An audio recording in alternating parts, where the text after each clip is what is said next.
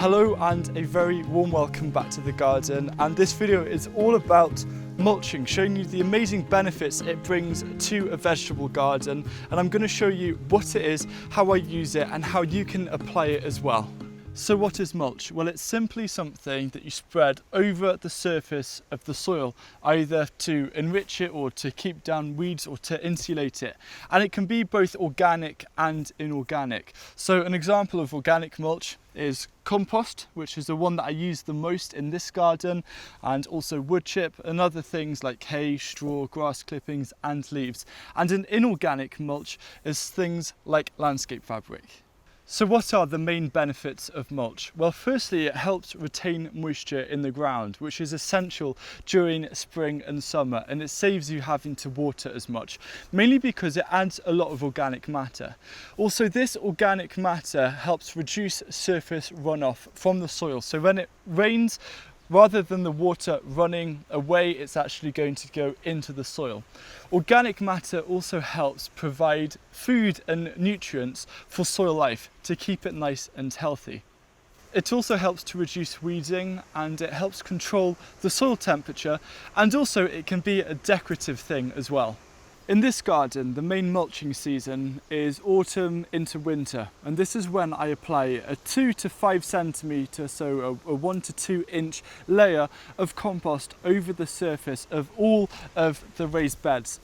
And I do this in autumn mainly because a lot of the raised beds are clear, and I can apply the organic matter and then cover it over either with some cardboard or landscape fabric during the winter months and early spring, so it helps stop any weeds and it keeps it warmer as well. And then when it comes to the springtime, I can unravel the landscape fabric or remove the cardboard or even newspaper, and I have this beautiful soil to grow directly into. And this is because I follow a 90 to 95% no-dig technique in this garden. I tend to stick to compost, for example, what I have here when I'm doing the mulch in autumn over the beds. You can also use things like well-rotted manure, that's really good as well. But anything that is broken down a lot is going to be ideal, because there are a few drawbacks to mulching, especially in the UK climate, which I'm going to come on to later. One of the things though is that in autumn and winter, some of the raised beds are full of plants and of food, and I can't mulch them. I'm now going to demonstrate how I overcome that problem of not being able to put down any mulch in autumn, winter or early spring over by the broad beans. Here are the broad beans, and they're just beginning to fruit, which is really exciting, and they've been flying for a few weeks now. Now this bed had leeks up until around February or March, and I didn't have enough time to put in any compost over the top before the broad beans went in. So all I'm going to do is get handfuls of compost and lightly go in between and spread it around the plants. So I'm just applying around 2 to 3 centimetres, so an inch layer of mulch around these broad bean plants.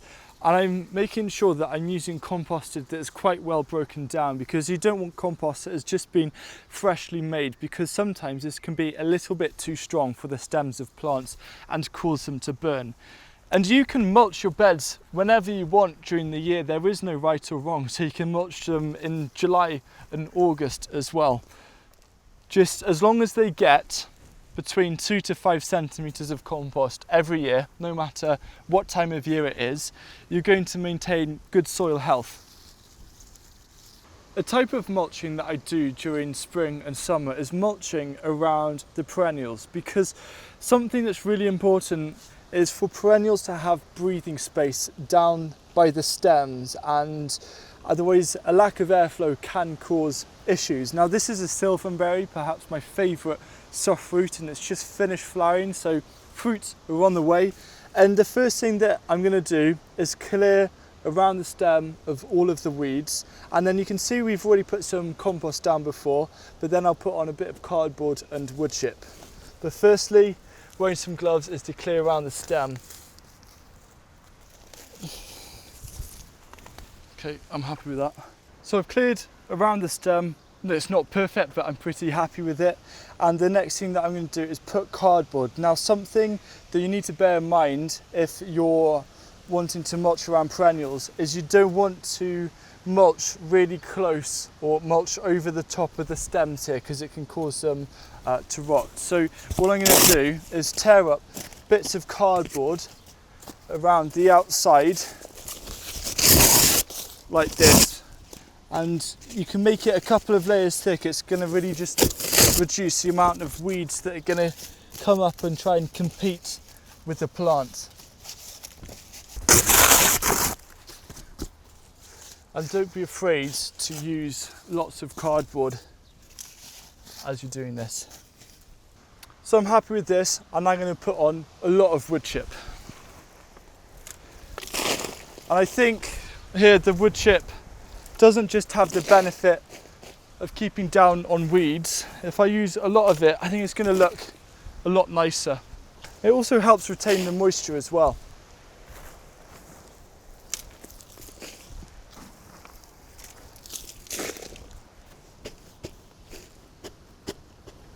As you can see, I've done a nice deep mulch here, which is going to keep this clear of weeds for the rest of the year.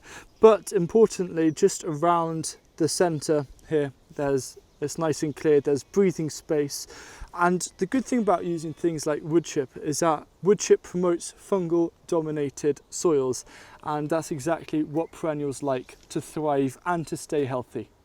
As I mentioned earlier, there are some drawbacks to mulching, particularly in a British climate, but it's mulching with materials that haven't been composted. For example, wood chip and grass clippings. The reason why is if you put these around things that slugs like, for example, if I was getting some grass clippings and mulching around these lettuce, it actually creates slug habitat. So it's a really nice place for slugs to crawl and hide underneath. And if you're not keeping on top of slugs, this can cause carnage.